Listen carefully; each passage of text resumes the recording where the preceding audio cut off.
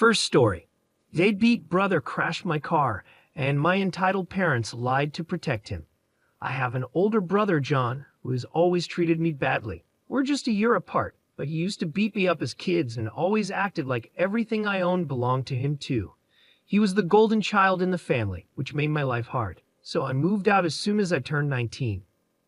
My uncle, who was a retired police officer, took me in when I left home. He even gave me an old Crown Victoria, which I absolutely loved. For some reason, John hated that I had that car. He went through 4 old cars that eventually broke down, while my Crown Vic kept running smoothly. After his 4th car broke down when he crashed it into a pole, he asked to borrow my car. I had a bad feeling and told him no. He called me entitled and said he needed the car to get to work. I told him to take the bus because I knew how he drives, and there was no way I was letting him use my car. My parents called me after that, trying to convince me to lend him the car. I refused, no matter what they said, because I needed it for my own transportation. John wasn't the only one with a job to get to. My uncle was proud of me for standing up to them, and even gave me a high five. A few days later after work, I noticed my car was missing from where I had parked it. I called John, but he didn't answer. Then I called my parents and asked if he had taken my car. They denied it at first, but when I said I was calling the cops, they admitted that John had taken it because he needed it. I told him he'd better bring it back immediately, or I'd get the police involved. They called me a jerk, but they also called John and told him to return my car. He showed up in the parking lot 30 minutes later. When I demanded to know how he stole my car, he held up a set of police Crown Vic keys he had bought online. Some of them were made to work with multiple cars. I told him that if he ever stole my car again, I'd have him arrested. Then he had the nerve to ask for a ride home. I reminded him that he left me waiting in the cold after stealing my car so he could walk home. He called me a jerk as I drove away. After that, my uncle installed a tracking device in my car. When Christmas came around, I was celebrating with my family like every year. The roads were cold and icy, so I had to be very careful while driving. By now, you might have guessed from the title, yes, John borrowed my car again during the Christmas party. He decided to pick up a friend and thought I wouldn't notice. But I did when I looked out the front window and saw my car was gone. I pulled up the tracking app and saw he was a few miles away. I called him to yell at him, and everyone at the party noticed something was wrong. I told him John stole my car again, and my uncle confirmed it wasn't the first time. John told me to screw off and said he'd be back soon. I warned him not to drink and drive, but he just hung up on me. While I was watching the tracker, the dots stopped moving. Then we got a panic call from John asking for help. He had crashed my car because he couldn't handle the icy roads and wasn't used to driving a rear-wheel drive vehicle. We all piled into my parents' minivan and followed the tracker to find him. We found John by the road with my Crown Vic nose deep in a snow-filled ditch. My uncle was furious since the car used to be a police vehicle, and I was beyond angry with John for stealing my car again. My parents wanted me to let it go, but I said enough was enough and that I was going to call the police. John begged me not to because he had been drinking before driving and would get a DUI. I told him he was going to pay for the damage to my car, or I'd sue him. As luck would have it, police were already on their way to check on the accident because someone else had called them. My parents tried to tell the cops that I was the one driving, and they were just there to help me. I told the cops that wasn't true, and my uncle backed me up. One of the officers recognized my uncle, and they had a quick chat. Then the police asked John for his license, and that's when I found out his license was suspended because of his last car crash. They also gave him a breathalyzer test. John ended up in handcuffs while my mom cried and begged the police not to take him away. The officer told her that she and my dad could be arrested too for lying to the police. That shut them up fast, and we all got back in the minivan. The Christmas party ended early, and my parents drove me and my uncle home since he had come with me. They didn't say much during the drive and sped off as soon as we got out of their van. They almost slid off the road themselves doing that. My brother was released from jail the next day, looking terrified and close to tears. The cops had scared him by talking about the horrors of prison, and he even wet himself. They let him take a shower afterward. My uncle started laughing and told us that his friends at the police department didn't file the DUI charge Just the one for the suspended license, which was about a $1,000 fine. My uncle said he just wanted to teach John a lesson and that this would be the only time he'd help him out. John then apologized to me and promised to pay for the repairs to my Crown Vic. He also swore he'd never touch my car again. When the car was pulled out of the ditch, the front end damage was minor, just a new bumper, headlight, and grille were needed. The damage was only on the surface, thankfully. My parents have pretty much pretended the whole thing never happened. John gave me the extra Crown Vic keys he had bought online and said he learned a lesson he wouldn't forget. Update. This is an update from yesterday. My brother kept his promise and paid for the damage to my car. The body shop guy gave me a fair deal to replace the damaged parts on my Crown Vic and just asked if I cared whether the parts were original or not. I told the body shop I didn't care if the parts were original since the car is old, and I didn't want the repair bill to get too high.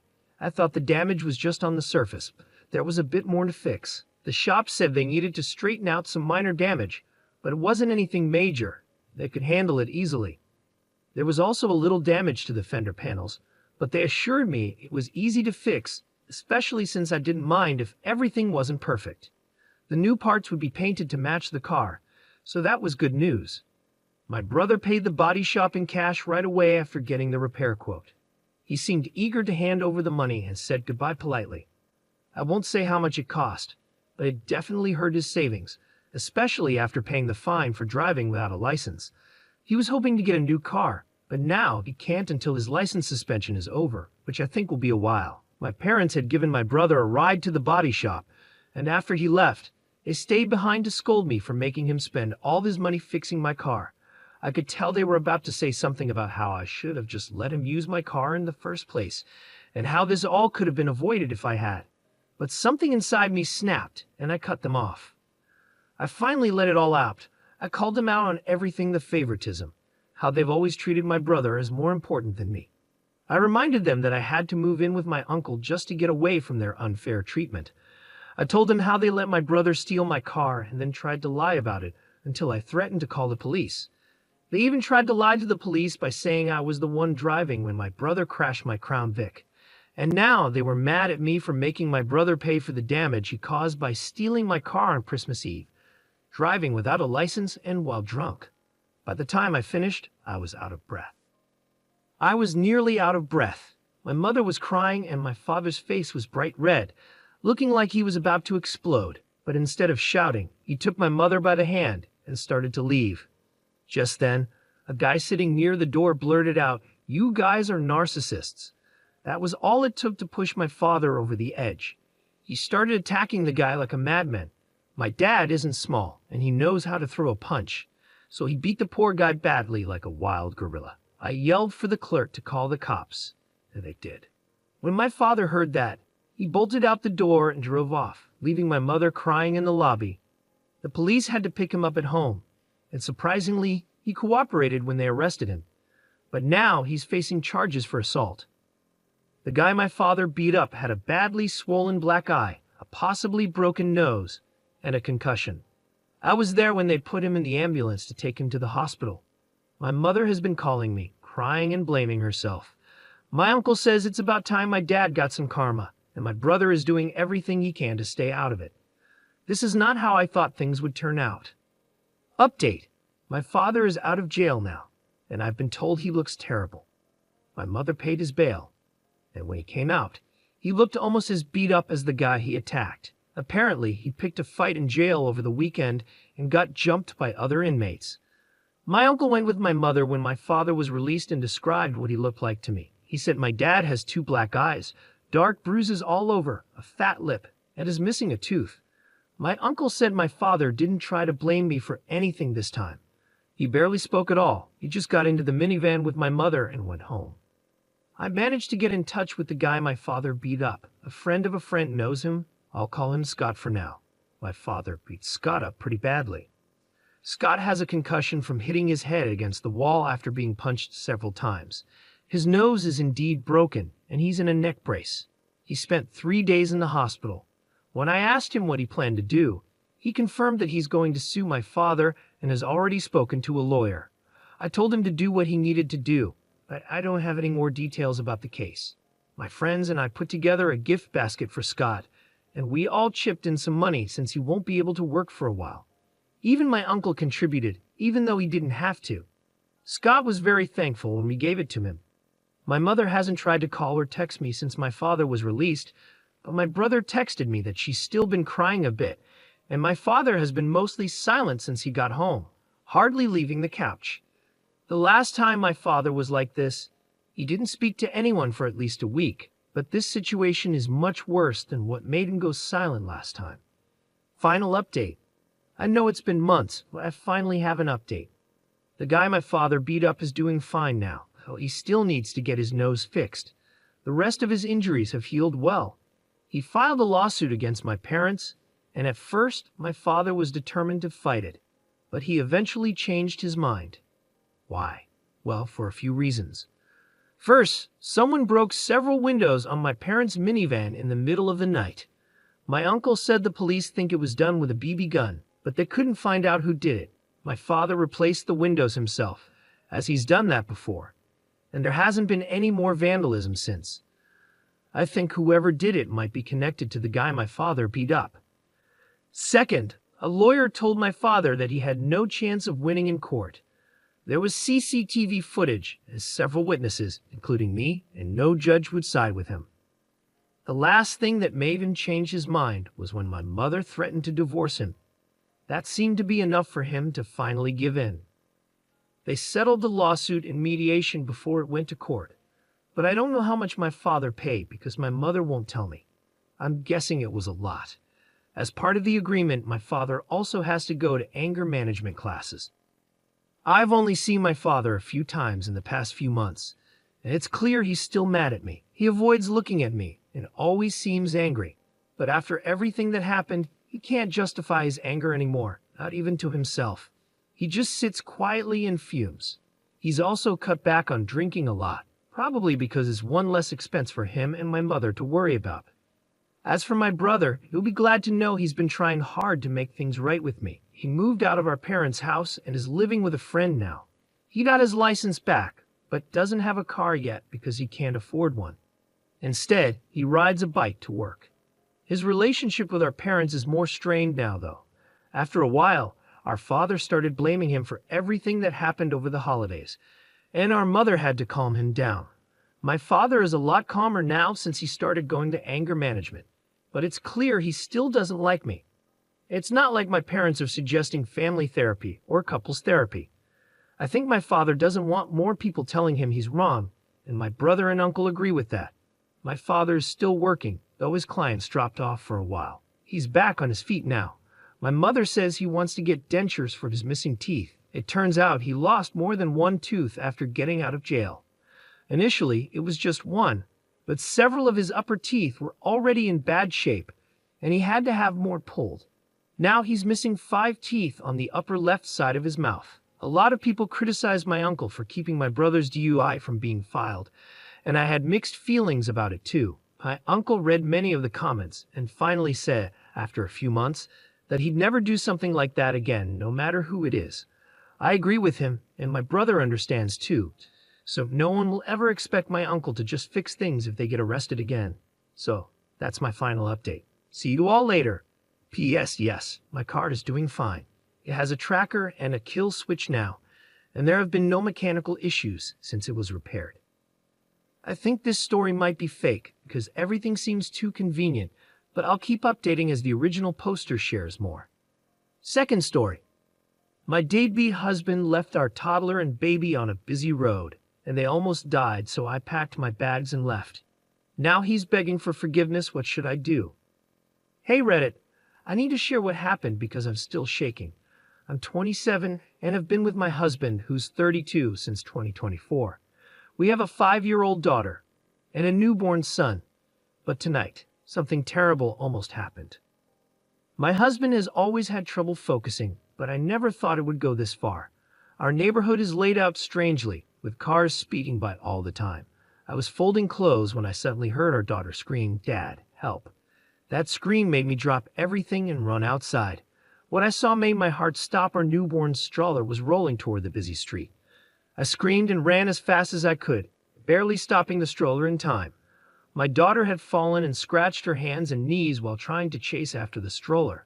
I grabbed my baby, my heart racing, and looked around for my husband. He wasn't watching the kids, he was chatting with the neighbors, completely unaware.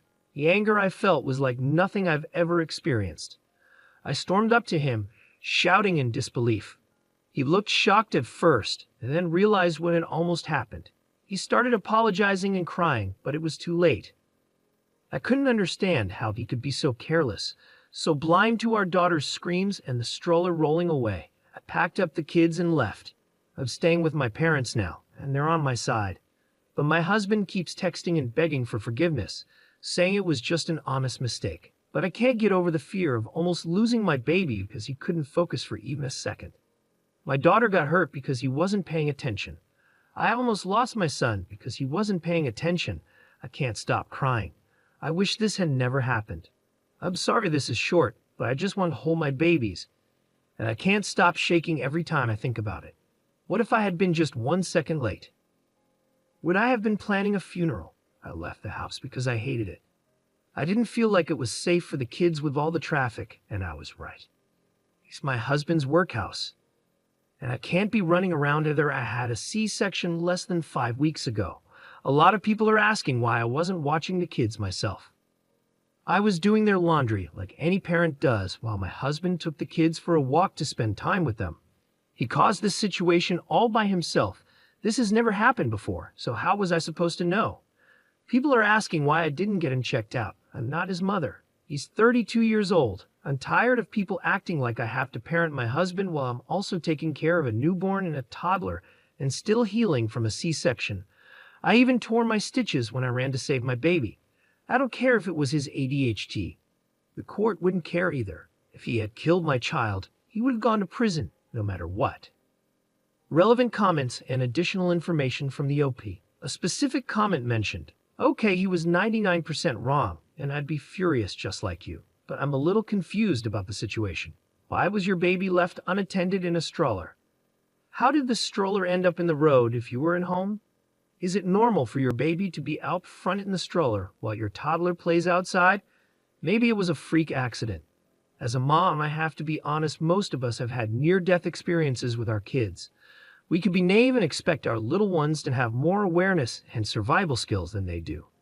When my son was 2, we had a terrible experience with an escalator, and I still have trouble sleeping because of it. Every parent has these moments unless they're insanely lucky. I don't fully understand what happened, but it seems like he's really sorry and feels awful. Once you go through something like this, you never forget it. If he truly loves your kids, he's devastated and has learned a hard lesson. I'm not sure if your response was the best, but I understand why you did it in the heat of the moment. I think you two need to have a serious talk and maybe consider moving if possible. I wouldn't jump straight to divorce like Reddit often suggests. I believe there's a solution here, and I'm so sorry you're dealing with this. It's the worst feeling in the world. Ope's response. Hi there, let me clarify. I was sitting inside in the living room, and there's a big window behind the TV that was open a little so I could hear what was happening outside. That's when I heard my toddler scream for her dad to help. When I got outside, he was standing on the neighbor's driveway. I think he must have left the baby on the road because there's no way the stroller would have rolled off by itself. My toddler was playing with the neighbor's cat before she noticed her brother rolling away. When I confronted my husband about it, he just kept stuttering and couldn't explain what happened. I still don't know if he forgot to put the brakes on the stroller, if the wind pushed it, or something else. My neighbor contacted me and asked if I wanted the security footage because his wife is completely on my side. So I'll probably find out what happened once I get the video. Comment. I understand this is a horrible situation, but saying you don't care if it was his ADHD won't help and might make things worse. It's important to remember that with ADHD, sometimes people don't register things like this at all. People with ADHD often have shorter life expectancies because they may accidentally harm themselves. This isn't the same as being careless. Learning more about ADHD could help you both stay safer. Understanding how my ADHD works and using specific precautions has probably saved my life. You should tell your husband what you need from him, whether that's getting better control of his ADHD through medication or other methods, or setting clear rules like not taking the kids out front without you. It's strange that neither your husband nor the neighbor noticed the stroller you did from inside. Were the neighbors just watching the stroller roll toward the street?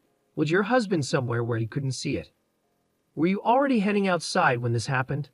I'm trying to understand why neither your husband nor the neighbor noticed, but you did from inside. People with ADHD usually react quickly in emergencies, so this seems odd. I'm not accusing you of leaving anything out, but think about what your husband and the neighbor were doing that they missed it. Something feels off. This is a terrible situation. I once lost a pet due to inattention from ADHD, but I can't imagine nearly losing a child. Op's response. That's why I'm waiting for the footage. It doesn't make sense how this all happened. I'm not sure how to describe my house. There's a big window in the living room that was open a bit so I could hear outside. The neighbor's house is 3 houses away, and we live at the end of the street near a main road. When you walk into my house, the living room is on the left, and the kitchen is on the right. When I got up, I couldn't run fast because I'm still healing. Sorry if this is confusing. When I ran outside, the neighbor's wife was running toward the stroller, but was still far away, and the neighbor was helping my little girl off the road. That's all I saw. I'm just waiting to hear back from them.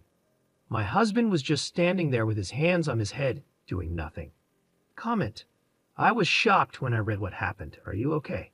Did you hurt yourself more? You just had a baby. What was your husband doing?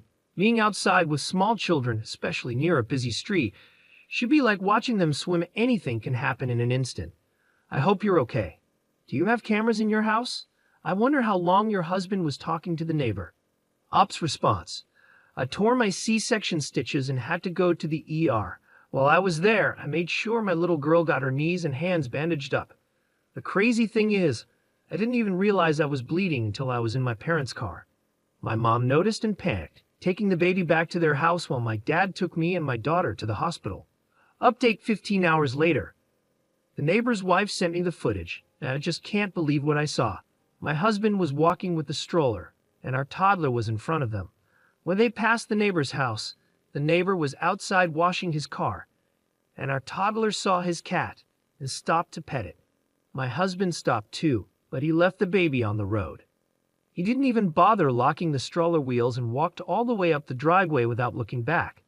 He had his back to the stroller for about 10 minutes before it suddenly started moving. I think it was because the road is on a hill, or maybe it was the wind. My toddler never went near the stroller. The stroller rolled down the road, and that's when my toddler started screaming and running after it. When she saw the stroller, the neighbor started running after my daughter, but she tripped, and he tried to help her up. That's when the neighbor's wife drove into the frame, stopped her car, and ran back toward the stroller. After that, everything went out of frame, but you can hear all the noise. My husband just stood there the whole time with his hand on his head, staring blankly. He didn't even move when our toddler was crying after she hurt herself. He only started crying when I confronted him. I don't know what to do. I'm panicking because this isn't the life I wanted for my kids. I can't understand why he just stood there. I haven't gotten a text or call from him since I saw the video, just silence. I can't stop hearing my daughter's screams in my head. It's a sound no mother ever wants to hear. I can't explain it, but it felt like my blood ran cold, and all I felt was pure fear. I'd never want to watch that footage again. Thank you for watching the video. If you're interested in more stories like this, we have plenty more to share. Just subscribe to our channel, hit the like button, and share it with your friends.